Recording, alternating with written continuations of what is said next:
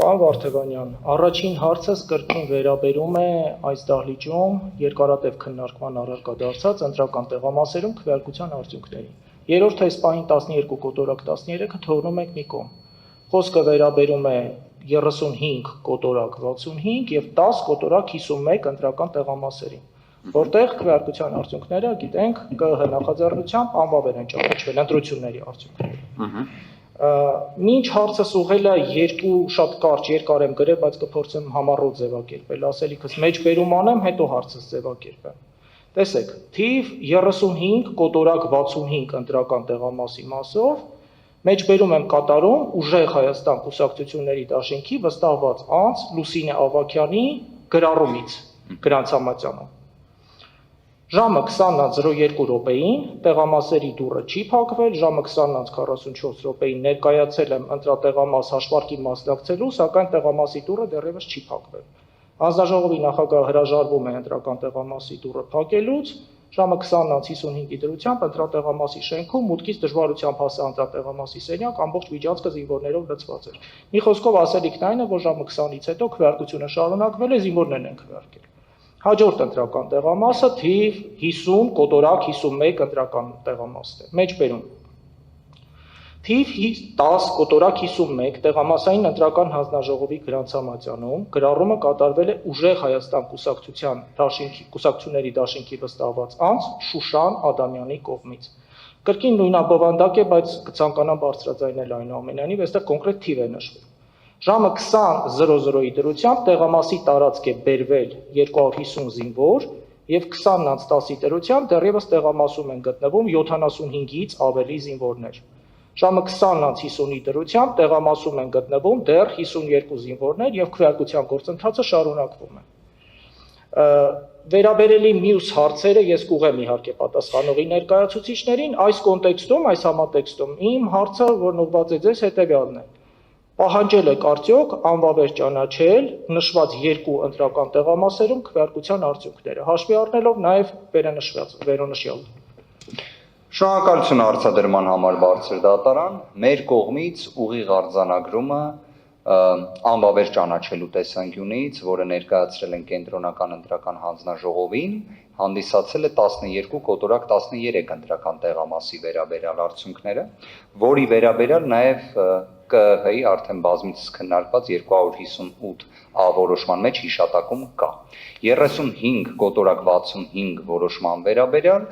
նշումը կար, գրառումը կար, ընտրատարածքային ընտրական հանձնաժողովի համապատասխան որոշման մեջ էլ հիշատակումը կա մեր կողմից վստահված անձի կատարված գրառման։ Մենք հարցին դիտարկում ենք ուրիշ տեսանկյունից։ Մենք այդ հանգամանքը որպես փաստարկ ենք հենց օգտագործում, նաև ամփոփիչ ելույթում ենք ներկայացնելու, որ կենտրոնական ընտրական հանձնաժողովը ուներ բոլոր հնարավորությունները բացառելու համար, որ 20:02-ին հաջորդած ժամանակահատվածում այդ իրավիճակը լիներ։ Իդեպ նաև հենց մեր գործընկերը բավականին կարևոր արձանագրում էլ արել է, ինքը զգուշացրել է, բայց իրեն չեն լսել։ Հիմա այդ նույն ընտրական տեղամասի նախագահի ինչի համար չի արձագանքել մեր վստահված անձի հարցին, դա հենց ամբողջ խնդիրն է։ Ինչ վերաբերում է երկրորդ ընտրական տեղամասի վերաբերյալ հանգամանքին, առանձին դրա վերաբերյալ գործողություններ չենք իրականացրել, եւ այստեղ նաեւ մի հանգամանք եմ ուզում բացահայտել բարձր դատարանին։ Մեր կողմից թվով 6 հայցադիմումներ են ներկայացվել վարչական դատարան,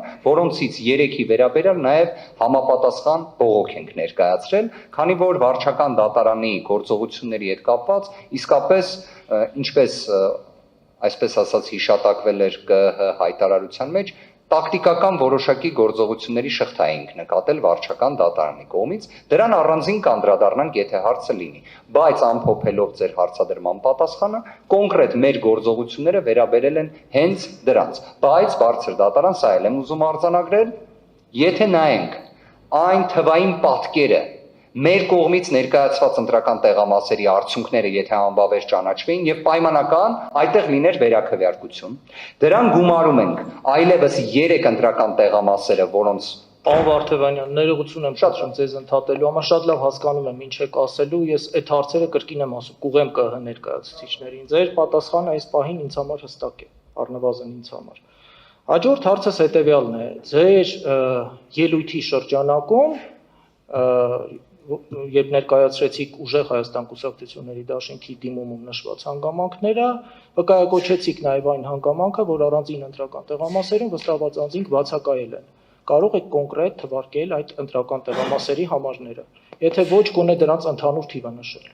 11 բարձր դատարան, որը նաև տեղ է գտել կենտրոնական ընտրական հանձնաժողովի կողմից ներկայացված փաստաթղթում, իդեպ այդ 11 ընտրական տեղամասերում ընդհանրապես որևէ վստահված անձ չի եղել։ Իդեպ դա հենց կենտրոնական ընտրական հանձնաժողովի պաշտոնական ներկայացրած փաստաթղթից է, որի տվյալները կարծես Տիկին Հովհաննիսյանը երեք նաև հրապարակեց։ Այսինքն առհասարակ որևէ կուսակցության դաշինքի վստահված անձ հիշյալ 11 տեղամասերում չի եղել։ Այո, բարձր դատարան եւ մեր դիտարկումը դրա վերաբերյալ նա է, որ նշված 11 ընտրական տեղամասերի ընտրական օրենսգրքի վերահսկողական մեխանիզմների տեսանկյունից մեղմ ասած խնդրահարույց։ Շնորհակալություն։ Շնորհակալություն, պարոն Վարդեգանյան, հաջորդ հարցի հետ կապված անկեղծ ասած մտորում էի բարձրաձայնել թե ոչ, որովհետեւ բավականին վերացական է։ Այնուամենայնիվ ես ցանկանում եմ այս հարցը ուղղել հենց ձեզ, հենց ուժեղ Հայաստան դաշինքի ներկայացուցչին, ակնկալելով հնարավորինս լակոնիկ պատասխան, որովհետև այս հարցի պատասխանը կարող է ժամեր տևել։ Ձեր կարծիքով, ձեր դիրքորոշմամբ, վերջին խորհրդարանական ընտրությունների համատեքստում քաղաքական պայքարը ծավալվել է միջկուսակցական գաղափարական ծրագրային հարթությունում, թե միջանձնային այնուամենայնիվ։ Բարձր դատարան, որպես ուժեղ Հայաստան կուսակցությունների դաշինքի ներկայացուցիչ, կարող եմ ասել, որ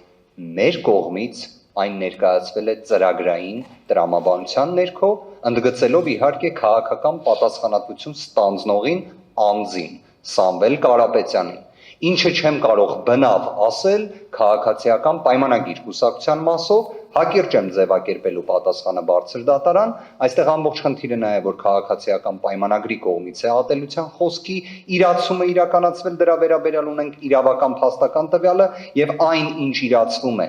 այդ պահին էլ գործադիր իշխանության ղեկավարի լծակները ունենալու պայմաններում դրա ազդեցության աստիճանը անհամադրելի է որևէ այլ ուժի կողմից նման բառամթերք ծրագրերից նման կերպ շեղվելու իրավիճակի հետ։ Իդեպ մենք կենտրոնական ընտրական հանձնաժողովի նիստի ընթացքում հենց դա ենք բարձրաձայնել։ Այնպես ինչպես գրվել է Սահմանադրական դատարանի 1606 որոշման մեջ, որ նախընտրական շրջանը դա ծրագրերի, քաղաքական գործողությունների պատկերացումների բախման ժամանակահատվածն է։ Ոչ թե այն ինչ տեղի է։ Այդ որոշմանը անդրադարձ կկատարվի նաև հիշյալ կոնտեքստում, բայց հարցի հասցեատերը այլ անց կլինի։ Այսինքն դուք գտնում եք, որ ուժեղ Հայաստան կուսակցությունների դաշինքը այնուամենայնիվ պայքարը ծավալել է բացառապես ծրագրային կամ գաղափարական հարթությունում։ Որի վերաբերյալ ունեցել ենք այնպիսի խոչընդոտներ, որոնք էական ազդեցություն են ունեցել ընտրության արդյունքների վրա եւ անհամադրելի են եղել Սահմանադրության 7-րդ հոդվածի հետ, դրա վառ օրինակներից մեկը հենց նույն Սամվել Կարապետյանի տնային կալանքի պայմանն է եւ այն քրեական հետապնդումների ինտենսիվությունը կոնկրետ կալանքը որպես խափաման միջոց կիրառելու միջնորդություններով զուգորդված։ Պատասխանը պարզ է, շնորհակալ եմ, ուժեղ Հայաստանին հարցեր չունեմ։